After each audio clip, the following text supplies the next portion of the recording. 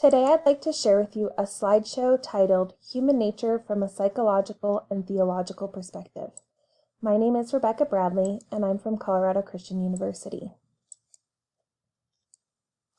Philosophical anthropology is the study of nature and essence of human mankind. Human nature has been studied for generations, and the two main disciplines that seek to gain knowledge and understanding of human nature are psychology and theology. Psychology looks into the scientific perspective of human nature by looking into biological, psychological, and social attributions to help explain the inner workings of human nature, whereas theology looks at human nature from the biblical perspective of the fall of mankind, redemption through Christ Jesus, and consummation, which is seen as a restorative justice.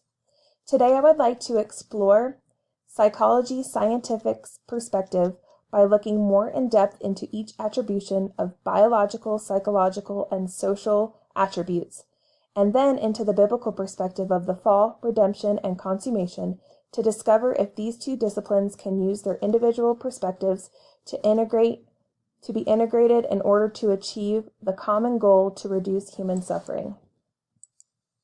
Psychology attempts to describe the anthropology of human nature using science and is united in the quest to describe and explain human behavior and the functionality of the mind by conducting basic research. Myers and DeWall, 2015.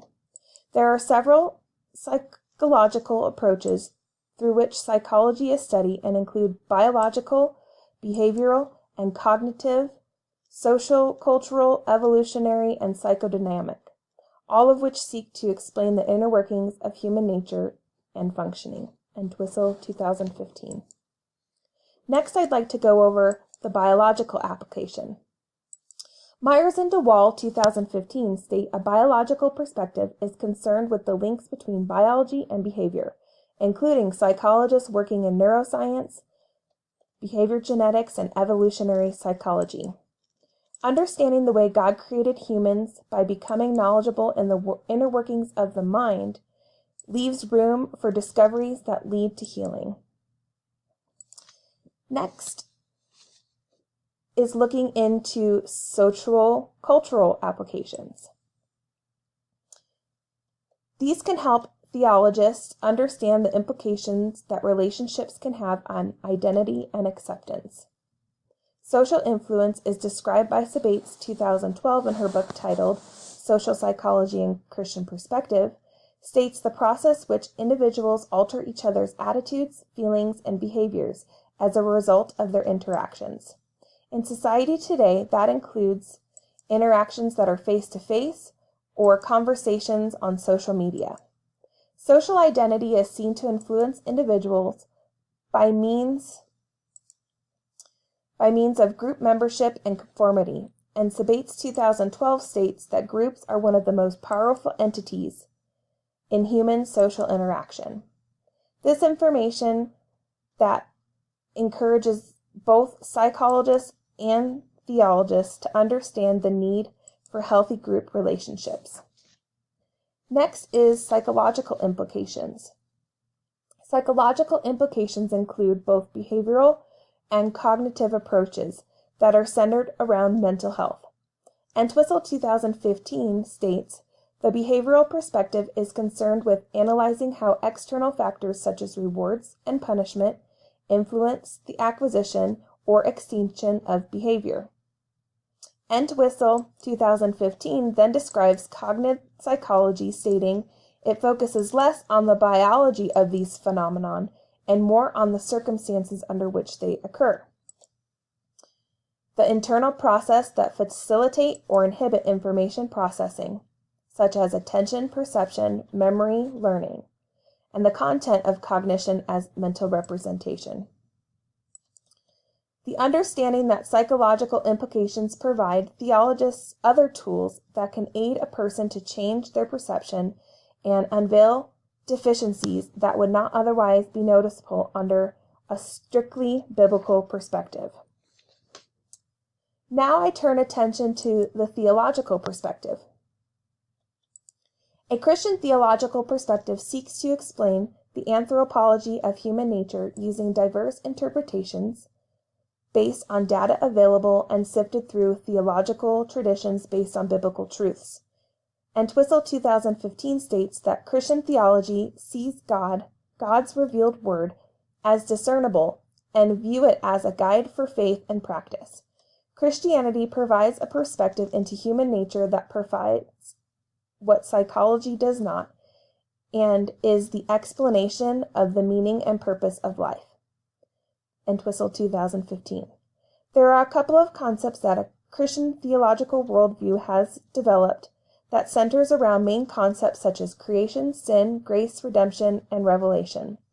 These concepts are used to help explain human nature through observation of the created realm and then supporting its findings with biblical reflection. Entwistle 2015.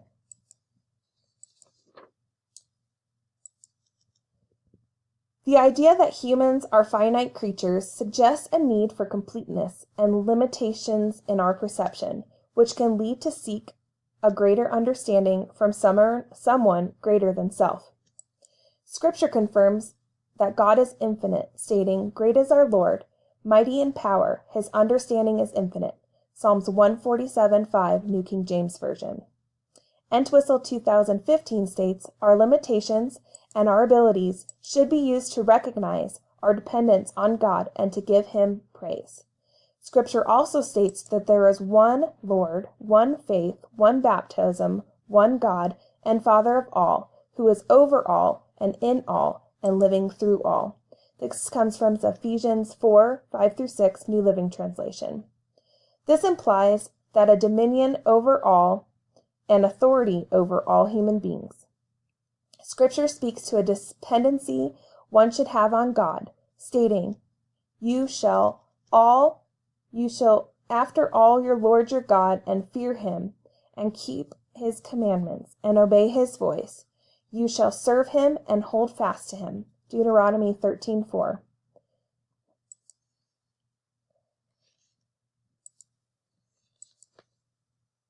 Now I'd like to talk about human beings being created in God's image. Entwistle states that Christian theology informs us about our uniqueness within creation the way no other perspective does. This concept encourages both disciplines with an understanding that all people need to be treated with love and respect. And Scripture states that respect everyone and love the family of believers. 1 Peter 2:17, New Living Translation. The next aspect to consider is a sinful nature due to the fall. Scripture states that when Adam and Eve sinned, sin entered the world. Adam's sin brought death, so death spread to everyone, for everyone sinned. Romans 5:12, New Living Translation. The fall of mankind distorted the image in which mankind was created. Entwistle 2015 states, "Moral purity is lost, intellect is corrupted by falsehood and misunderstanding, speech is no longer continually glorifying God, and relationships are often governed by selfishness rather than love." Here are some words to explain and describe the fallen human nature. Hunt 2018, in her article, gives a psychological perspective to the story of the fall depicted in the Bible, stating, "Inherent in the story is a series of themes that are central to psychological theories of development, such as loss, separation, dependency, insubjectivity, vulnerability, shame, desire, and gender identification. This indication goes to show that integration of theology and psychology of the sinful nature can offer a greater understanding of human development and behavior." Next is the concept of salvation. Salvation is the hope for human nature and is found through salvation. Salvation is a term used throughout Scripture and relates to the grace God offers to the sinful nature of all mankind. Titus 2:11 states, "For the grace of God has been revealed, bringing salvation to all people." New Living Translation. Ephesians 2:9 tells us, "Salvation is not a reward for the good things we have done, so none of us can boast about it. New Living Translation. Isaiah 45:22 states, "Let all the world look to me for salvation, for I am God, there is no other." New Living Translation.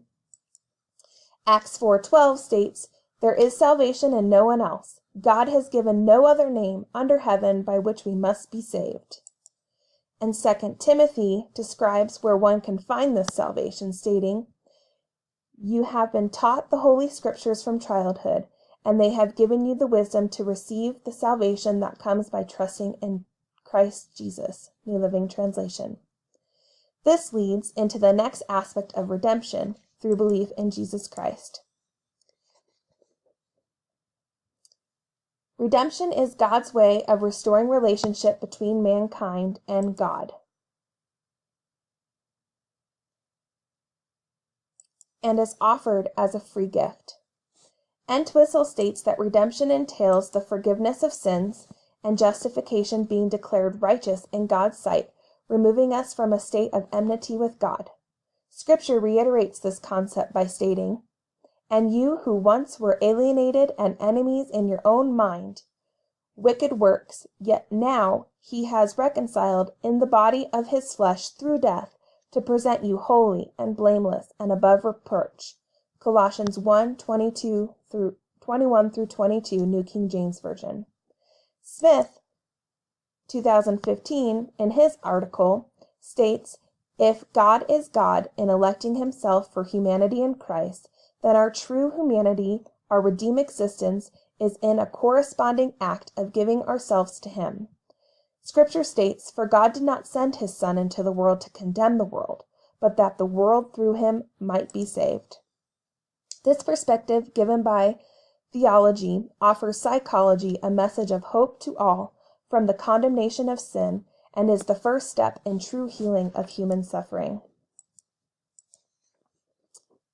The last aspect given in theology offers a restorative justice called consummation.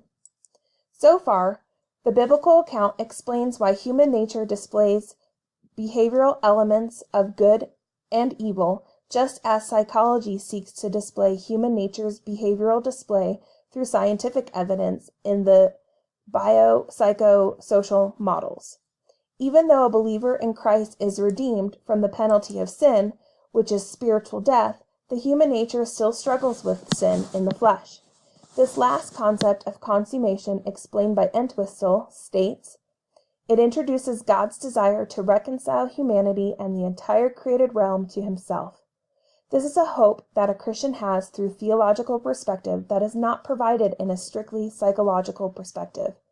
Consummation gives the hope of an end to the temporal struggle of sin. This can be seen as a restorative justice for Christians and signifies all of creation recognizing the sovereignty of God. Scripture states, 'Many seek the ruler's favor, but justice for man comes from the Lord.' Proverbs 29:26, New King James Version. This message allows for an understanding of the temporal struggles faced and provides a solution that God will bring restoration to all creation, and there will be peace and eternal life with him.